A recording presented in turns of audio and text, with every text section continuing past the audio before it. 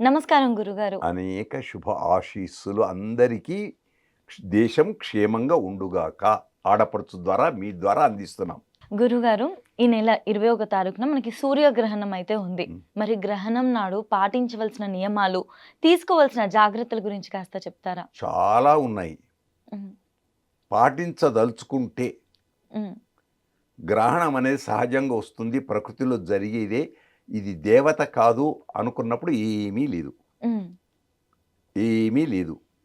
ఉదాహరణకి ఒక్క చిన్న మాట చెప్తాను. తప్పు పట్టకూడదు. హ్మ్. తప్పు పట్టకూడదని ప్రజలందరికీ చెప్తున్నాం. ఓకే. మొండివాణ్ణి ఉంటా నేను. నేను అతి మొండిని. ఎవ్వరు చెప్పింది వినను.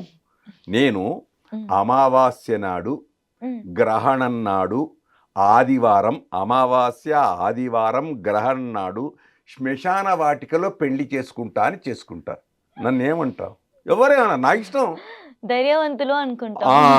అనుకునే వాళ్ళు అలా అనుకుంటారు. కానీ ఇంకోళ్ళు అంటారు బాపనాయనే ఎట్లా ఇదేంది లోకానికి చెప్పాల్సిన గిదేంటి ఛ. అది ఒకటి. గ్రహణము దాని పేరే గ్రహణము. గ్రసించుట, హ్మ్. రాహుకేతులు పట్టుకొనుట గ్రహాలుగా తీసుకురా. ఉపగ్రహాలు రాహుకేతువులు, ఇవి గ్రహాలు. సూర్యుడు కానీ చంద్రుడు కానీ రెండు నియమాలు ఒకటే. హ్మ్. పౌర్ణిమకు హ్మ్. అమావాస్యకు. హ్మ్. గ్రహణము అంటే పట్టుకొనుట. పట్టుకున్నప్పుడు ఏం చేస్తాం? కొన్ని నియమాలు ఉంటాయి. హ్మ్. ఇప్పటిదాకా ఉంది ఒకటి అడిగారే, సూతకము. హ్మ్. సూతకందే అది అంతే. హ్మ్. ఆయన మింగుతున్నాడు హ్మ్. అనుకుంటే, హ్మ్. కాదనుకుంటే ఏం లేదు. మింగుతున్నాడు, రాహో కేతు మింగుతున్నాడు. మింగేటప్పుడు ఏం చేస్తారు? రక్షించు రక్షించు రక్షించు. పోనీ మింగేశాడు, హ్మ్. కొంత సమయం మింగినాడు. హ్మ్. మింగిన తర్వాత ఏం చేస్తాను దాన్ని? నేను లేకుండా పోయింది, ప్రాణం లేకుండా పోయింది. ఏమైంది? శవమైంది. శవమైతే ఏం చేస్తాం? స్నానం చేస్తాం. హ్మ్. శవమైన తర్వాత లోపల శివం కాకుండా ప్రాణం పోతే ముట్టుకుంటే స్నానం చేస్తాం. మళ్ళీ ప్రపంచానికి దైవమైనటువంటి సూర్యచంద్రాదులకే అలాంటి పరిస్థితి ఏర్పడ్డప్పుడు లోకము స్నానం చేసి సంతాప దినాలుగా ఉండాలా ఉండకూడదా? ఉండాలి. హ్మ్. ఒకటి. అయితే ఇక్కడ ముఖ్యమైనది దేవాలయాలు ఎందుకు బంద్ చేస్తారు? హ్మ్. అందుకు కాళహస్తి ఇలాంటి దేవాలయాలు బంద్ చెయ్యరు. వాటిని మూసివేయడం లేదు. ఎందుకు? మంత్రశక్తి ఉంటుంది. హ్మ్. మంత్రశక్తితో కూడుకున్నది రక్షింపబడాలి. ఆ రక్షింపబడటానికి ఆ సమయంలో వేవ్స్ అంటాం, కిరణాలు. ఆ కిరణాలు ఇప్పుడు 100 కిరణాల బల్బు ఉంటే తట్టుకోగలుగుతాం. 100 కిరణాల బల్బు కాకుండా 2000 కిరణాలు కలిగిన బల్బు ఉంటే ఏమవుతుంది? శరీరానికి వేడి పెరుగుతుంది. అప్పుడు ఎప్పుడైతే రాహుకేతువులు వచ్చి పట్టుకుంటుంటాయో అప్పుడు కాంతి పుంజం పెరుగుతుంటుంది. ఆ రేస్ ఉన్నాయి, ఆ కాంతి పుంజాలు శరీరం మీద పడకూడదు. అందుకోసం వెనకటి వాళ్ళు, మన వాళ్ళు ఏమన్నారు? సూర్యగ్రహణం చూడకూడదు, చంద్రగ్రహణం చూడదు. బయోస్కోప్ దానిలో మేము చూడదు, దాంట్లో వేరు. కానీ ఇక్కడ చూడకూడదు. అందుకోసం గర్భిణీ స్త్రీలపైన ప్రభావం ఉంటుంది. అందుకు రక్షణ, జాగ్రత్త, సంతాపం అన్నామే, అలాగే రక్షణ. కాబట్టి ప్రకృతి సహజమైనటువంటి మంచి జరిగినంతసేపు మంచి జరుగుతుంది. కాదు చెడు జరగవచ్చు, జరగకపోవచ్చు. కనుక సూర్యగ్రహణం నాడు పట్టు స్నానం, విడుపు స్నానం. పట్టినప్పుడు స్నానం, విడిచినప్పుడు స్నానం. ఒకటి. 2 మధ్య సమయం, గ్రహణ కాలం అంటాం. గ్రహణ కాలం, ఆ సమయంలో ఎంత జపము చేస్తే అంత గొప్ప ఫలితం. ఎంత జపము చేస్తే అంత గొప్ప ఫలితం. మంత్ర అనుష్ఠానానికి. మంత్ర ఎందుకు అనుష్ఠానం? మంత్రాధీనంతు దైవతం. మంత్రానికి ఆధీనమై ఉండేది ఏదైతే ఉందో అది ఒక దైవకమైనటువంటి శక్తి, దైవం.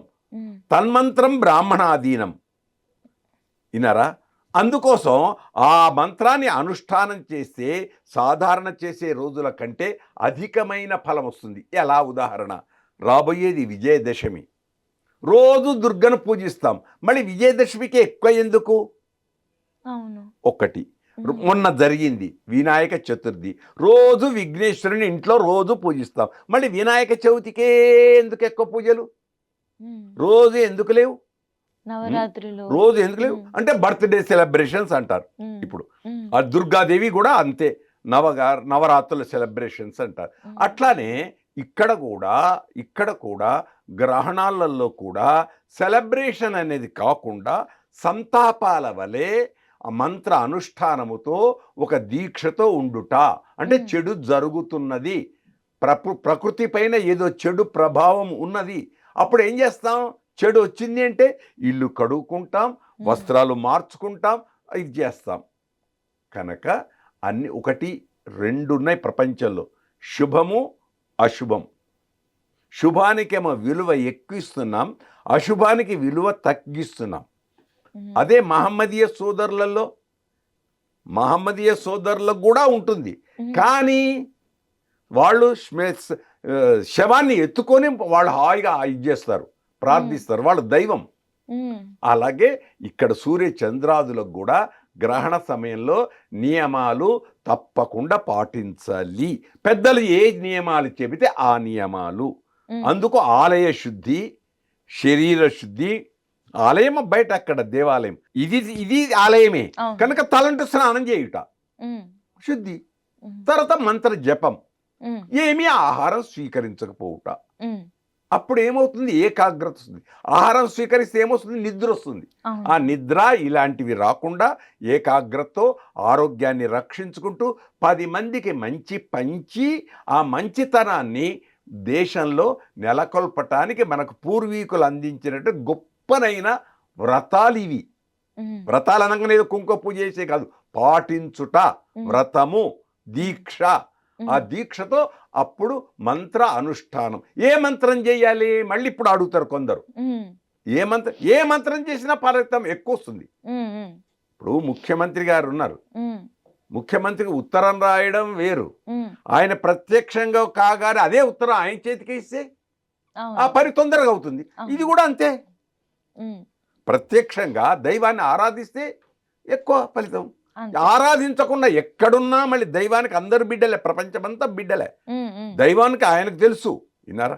కష్టాలలో ద్రౌపది ఎక్కడో ఉంది హస్తినాపురంలో, ఈయన ద్వారకలో ఉన్నాడు. ద్రౌపదికి వస్త్రాపరణం జరుగుతుంది. అప్పుడు ఏమంది ఆమె ఉత్తమ క్షత్రియ కన్య, పట్టుకుంది, ఎంత ప్రయత్నం చేయాలో చేసింది. చివరికి గోవిందా, ఈ జరిగే అవమానం నాకు కాదు, నన్ను రక్షించే గోవిందా అంది. అంతే. అక్షయమైనటువంటి వలువలు ఇచ్చాడు, వస్త్రాలు ఇచ్చాడు, అయిపోయింది. తర్వాత మళ్ళీ కృష్ణుడు ఆ గోవిందాన్ని మానసికంగా ఆరాధన చేసినందుకు, గోవింద శబ్దాన్ని వాడినందుకు మళ్ళీ పైకి పోతూ అంటాడు, నేను ద్రౌపదికి ఇంకా నేను రుణపడి ఉన్నాను. అలాగే మంత్రం చేత పూజ చేస్తే భగవంతుడు రుణపడి ఉంటాడు. ఎందుకు? తల్లిదండ్రికి దండం పెడితే ఎంతనో, మా బిడ్డడయా, అబ్బా ఎంత దండం పెడతాడు, ఎంత ప్రేమతో చూసుకున్నా, అది అంతే. ఇక్కడ కనపడే దైవాలు తల్లిదండ్రులు, కనపడని దైవం మనం నెలకొల్పిన విగ్రహం. మంత్రం ద్వారా, పెద్దల ద్వారా శక్తిని అందిస్తున్నాం. అస్మాపి యాతి దేవత్వం మహద్భి సుప్రతిష్ఠిత. మహాత్ముల చేత ప్రతిష్ఠింపబడిన రాయి ఉందే దైవత్వాన్ని పొందుతుంది. అదే రాయి మహాత్ముడు కాకుండా మనమేంటే ఇంటి ముందట గడప తొక్కుకుంటూ పోతాం. అదే రాయి శిల్పిగా దాన్ని చెక్కి ఇవన్నీ చేస్తే మొక్కుతాం. అంతేనా? ఇంకొకటి, శిల్పి చెక్కాడు కదా, చెక్కి పూజ చేసి మంత్రం చేసి మహనీయుడు పెట్టిన తర్వాత ఆ శిల్పి వచ్చి నేనే చెక్కాను కదా నిన్ను దేవుడా, నేను ఆలింగనం చేసుకుంటాను నిన్ను ఒక్కసారి అంటే అయ్యగారు రానియరు, ఎవరు రానియరు, నువ్వు అక్కడనే ఉండంటారు. అంతే. ఇది కూడా అదంతే, దూరం నుంచే తప్ప దగ్గరికి లేదు. ఎందుకు? కారణం మంత్రశక్తి. ఆ శక్తికి అంత శక్తి ఉంది కాబట్టి గ్రహణం నాడు నియమాలు పాటించుట ఉత్తమం. ఏమేమి నియమాలు పంచాంగాలలో అంతటా ఉన్నాయి. ఇప్పుడు ఇంటర్నెట్ కూడా పంచాంగం వచ్చింది, చూసుకుంటే తెలుస్తుంది. పాటిస్తామా? మంచిని అందుకుంటా. నేను పాటించను, నాకేం కాలేదు, రైట్. గ్రహణ సమయంలో అందరికి భోజనాలు పెట్టేవాళ్ళు ఉన్నారు, ఏ భోజనం చేయకుండా ఉన్నారు. గ్రహణ శూలాన్ని 4 గంటల ముందటి నుండే ఏమీ లేకుండా ఉండేవాళ్ళు ఉన్నారు. ఎవరి నియమం వారిది. మనం మానవులం, మంచిని పాటిద్దాం, మంచిని పట్టుకుందాం, మంచిని 10 మందికి అందిద్దాం, చెడును దూరం చేద్దాం. శుభం. చాలా చక్కగా చెప్పారు గురుగారు. ధన్యవాదాలు. ధన్యవాద్. విజయీ భవ.